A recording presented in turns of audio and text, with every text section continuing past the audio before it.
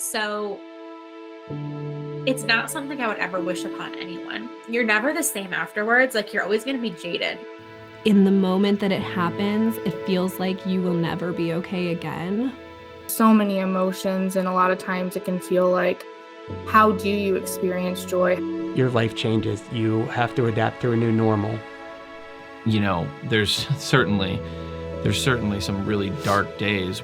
Some days I was like, okay, like I'm okay. Other days and I was okay, and then I was like, well, why am I okay? Like, I should still be sad. And then other days I was a complete like wreck. I wish someone would have just said to me that it was okay. People don't realize is that we just didn't lose a life, we lost a lifetime. I can't do it.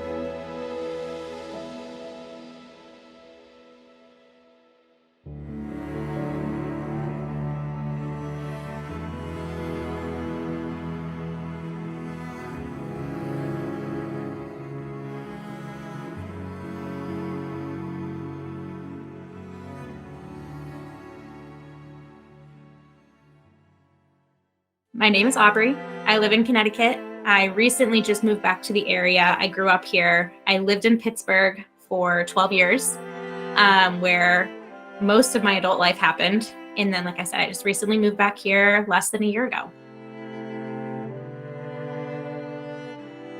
I met my husband in 2014 at the airport of all places. It was such a crazy story, but we met. He grew up out of state. I grew up out of state. We were in Pittsburgh. We met, and a year and a half later, we got engaged. And then a year after that, we got married. And all we wanted to start off our marriage was a baby. We wanted to start a family so quickly. But unfortunately, it took a little bit of time and a little bit of extra help from some doctors to get pregnant. But on our first anniversary in 2018, so August 5th of 2018, we found out we were pregnant with our first child. So exciting, very exciting, obviously. And I had a pretty seamless pregnancy. I had the morning sickness. I worked through it. I got through everything. We got to our anatomy scan, and we found out we were having a little girl. She was a little stubborn. She didn't want to show us that she was a girl. I remember thinking to myself, I wasn't sure I wanted to find out, but I definitely wanted to know if it was boy or girl, because I wanted to plan this beautiful nursery, right? And we got there and they were like, okay, we literally can't get your baby to show us if it's a boy or girl. So sorry. And I was like, what do you mean? Like, do we come back? And they're like, no, because we got all of the anatomy pictures. Your baby's great. We just don't know if it's a boy or a girl. I was like, so you're telling me I'm not gonna know if it's a boy or a girl? Like, I plan for a boy and I plan for a girl, but I have no idea what I'm gonna do for gender neutral, like in terms of a nursery, all those things you think about before something bad happens in that blissful pregnancy stage. But by some miracle, she left to let me clean up and get all that gel off my belly and let her next patient know that she was going to be a little late, but she was coming, and her next patient didn't show up. So she was able to come back in, and she was able to actually find out pretty quickly after that we were having a little girl. So it's a fun little story. I guess it was just meant to be, right? And then after that, it was the holidays. We did some traveling, and I remember kind of thinking my belly's getting bigger and everything, but I'm not feeling a ton of movement. And I was told I have an anterior placenta, so that's pretty normal, and not to worry about it. So I was like, okay, I won't worry about it. I'm doing everything right. She was great at the anatomy scan. It's gotta be fine, right? It's gotta be fine. But there was always that little nagging voice in the back of my head, like, something's off. But like, I kept telling myself, it's not, it's fine. But then, after holidays on January 11th, 2019, we went in for just a routine appointment. I was 26 weeks along, and they couldn't find her heartbeat. So we got sent to the hospital, and they confirmed that she had passed. And they gave me some options. They were like, you can go home and come back. I was like, I would definitely not want to do that. They're like, or you can stay here. We can start your induction. They brought in another doctor who also performs surgery. And I said no to that because I wanted to hold her and spend time with her. So, that kick-started just a really long day. I think our appointment was like 7:30 in the morning. We found out by like 9 o'clock that she was gone. I was in the hospital starting the induction. My husband had called my family, which is in Connecticut, and they hopped right in the car. They all ended up in Pittsburgh. So they were there, I think, around like 9 o'clock that night. It's not a super quick drive. So by the time they found out what was going on, they were able to pack. They were there as soon as they could. So they started my induction. I was in labor for 13 hours, and then my daughter Grace was born at 11:43 that night. So since then, obviously that was in 2019. It was a really, really hard time, as everyone can imagine. But since then, we also have welcomed 2 more little girls into our world, Lindley and Joelle, and we love them very, very much. They're our little angels. And like I said, we recently moved back to Connecticut to be closer to my family, since we've learned that time is so precious.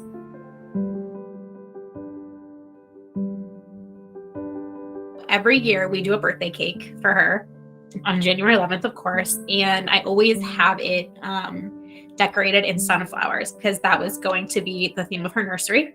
So we do a lot of sunflowers around here. I have them kind of all over the house. I have sunflowers. They're like fake sunflowers, obviously, but I have little fake arrangements in both of my daughter's rooms so that they can feel close to her.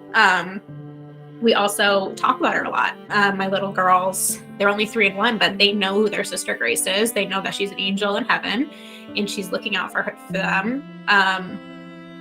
She's very much a part of our lives, and we honor her as much as we can, and we talk about her very often. So she will not be forgotten, and that's how we honor her.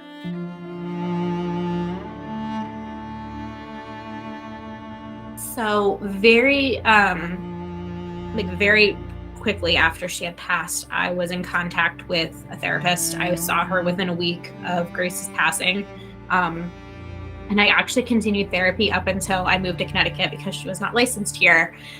So that was something that was extremely helpful. Obviously working through the early stages of grief, my subsequent pregnancies after my loss, and the anxiety that came with those. So therapy was really important and helpful to me. Journaling. I journaled a lot. I have probably like 10 journals just from like the few months right after Grace had passed, before I really got busy as a mom to a baby here on earth when Lindley was born. I did a lot of yoga, a lot of meditation, a lot of positive affirmations. Honestly, I just did a ton of self-care. Self-care was like the name of the game for me. I remember my therapist told me she wants me to pretend like I'm sick, like physically sick with like the flu, and wrap myself in a blanket to make myself feel better. And what does that blanket consist of? Does it consist of, journaling? Does it consist of taking walks and exercising? Does it consist of reading books or just like watching like a TV show? Like, what does it consist of? And do those things and really focus on yourself in those moments, because you have to. Like, if I didn't actually do those self-care things, I don't think I would have worked through a lot of my emotions. I do think a lot of it, my therapist did say, she did encourage me to do certain things. I kept telling her, and obviously from like the very beginning, I didn't know what to do, but even like shortly after that, like a couple weeks after that, 3 weeks, 4 weeks, a month, whatever, I was like, I don't like feeling this way. Like, I don't like these negative emotions. It's not me. Like, I don't know how to feel it. And she was like, you have to feel these emotions, but like, let's figure out a way to work through them. So she always encouraged me to do something that would make me feel right and to try different things. I really do think that she had a lot of, she was so helpful, especially in the early days, because I had no idea how to navigate it. And I didn't ever, I had lost like my grandfather, like both my grandfathers. My aunt had passed away. I'd had some loss, but I had never had like the loss of a child. I mean, it's impossible to explain to someone unless you go through it. And it's something I wouldn't wish on anyone, because it's the most like unnatural thing in the world. So learning how to navigate that, and doing those self-care things, like I definitely questioned myself, like, should I be doing yoga? Like, does this, like, physically, can I do this? Like, I'm still healing. Like mentally, like, do I really want to sit here and like work on my breathing, or do I just want to like pretend like nothing happened and watch like some Bravo show? Like, it was like, do I want to focus on this healing, or do I want to pretend like it's not there? And she helped me find that balance of the two.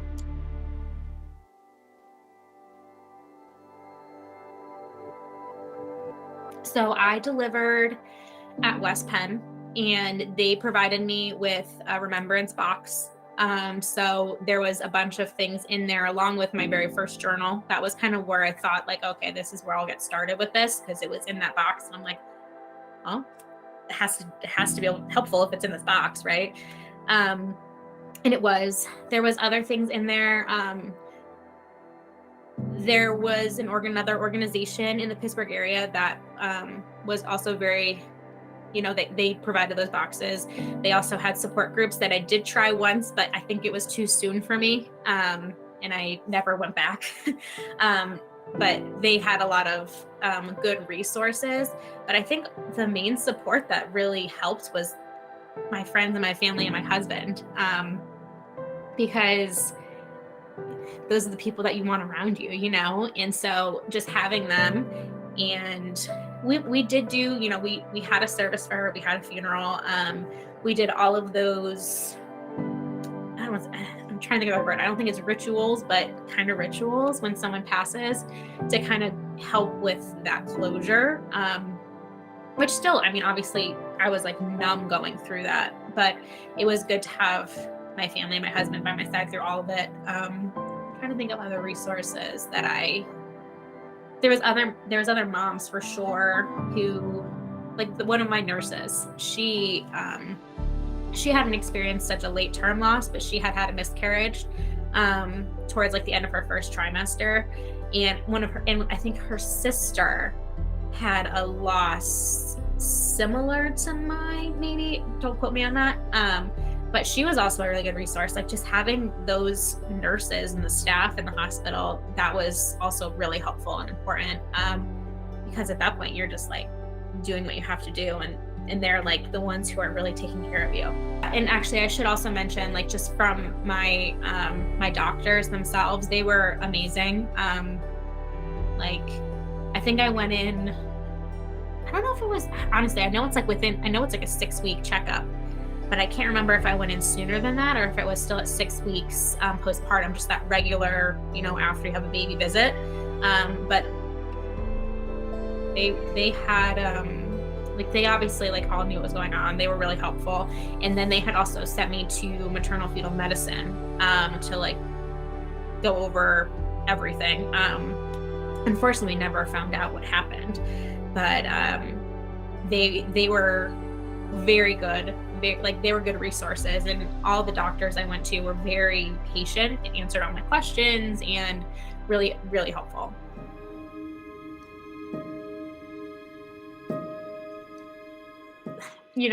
This one's tough for me, because I do feel like I got support so quickly, and I was very fortunate in that. I know a lot of women don't have that, but I think just having a place like where you can talk with other moms, or some type of venue, or even if it's like an online thing, or I don't know. And like I said, support groups, hit or miss depending on your stage. For me, it was a miss. But I do feel like if I was able to connect with like one mom in there that like I really was able to be like, this happened to me and it was something similar, then I think that would have been helpful. I'm not sure if that really answers your question. But I think until you're in the moment, you don't know what's going to happen. And obviously when you're pregnant, like you never think this is going to happen to you because you don't want it to. And unfortunately it does. I never thought I was 26 years old at the time. I never thought I would lose a baby at 26, especially almost in my third trimester when there was nothing wrong. There was no signs of it, So not to like put a damper on that pregnancy bliss of people, but just when something does happen, you're not alone, and some type of resource to kind of help you through that. Like maybe something in the hospital, when I was sitting on that bed, like, okay, you just lost your baby and now here are your options. Like maybe a little more, like maybe a resource there, or like when I was induced, like waiting to go through labor. I do know like there was some questions that I wasn't prepared for that maybe would have been helpful had I had those written down. Like I wasn't prepared to pick out a funeral home. I wasn't prepared to do any of that, like I was planning her nursery, not her funeral. So that was definitely something that took me off guard. So something along those lines I think could have been helpful, maybe like right at the immediate point of loss, and then just that connection thereafter.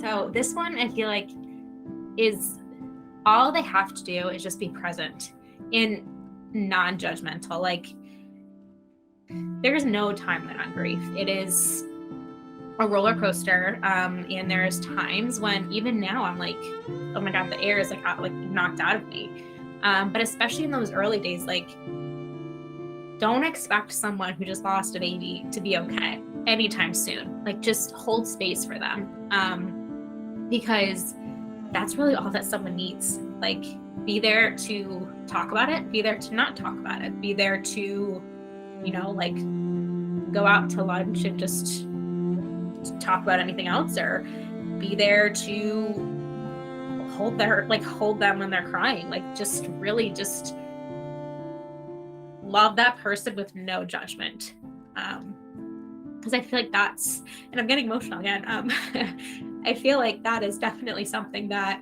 like I definitely had an amazing support system, but even in that amazing support system, like I still think people are like, when are you just gonna be back to yourself? And I'm like, I'm never gonna be back to myself,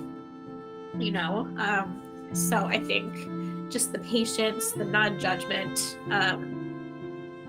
the love, no matter what, I think that's the most important part. So it's not something I would ever wish upon anyone, but I do wish that people could understand it, because I think that, like I said just a second ago, you're never the same afterwards. Like you're always going to be jaded in a way. Like I remember thinking through both of my subsequent pregnancies, I was like, I couldn't enjoy it, and everyone's like, you should be happy. I'm like, don't tell me how I should be. Like I feel how I feel. My feelings are valid. And again, this is the therapy that was like ingrained in me.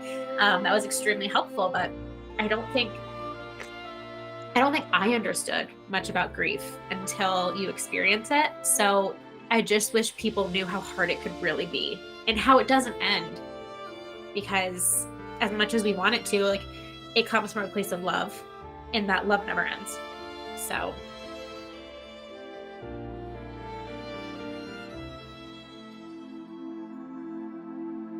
I think my biggest piece of advice is honor your feelings and support each other, because if you need, support each other and do what you need to do to support yourself, because I truly think that no one knows what you need besides you. And I've told a lot of people this, like if you don't want to do something, but other people want you to, like if there's a birthday party, but you don't feel for it, don't go. Who cares if they get upset? Who cares? You have to take care of yourself. I think that it's inherent in us, it's human nature to want to make other people happy. And really the only person that you need to be taking care of after you lose a child is yourself, and if you have other children. And I truly believe if that means you need to take a step back from, someone you love, even if you love them so much, if they're not understanding or giving you that emotional space, you need it. So take it yourself and do what you need to do. Heal as much as you can. Obviously, you'll never be the same, but heal and do what you can. And then you can go back to that person and be like, hey, I'm sorry, I just needed to work on this. And I love you. Thank you for respecting that. And that's it. I think that respecting yourself and your emotions, make sure you go through the process, the grief process, in self-care. And that's really, I think those are the things that helped me get through it. Obviously, my husband was a really good support system. I think he and I experienced things very, very differently, of course. So also just to understand that if you have a partner or if you have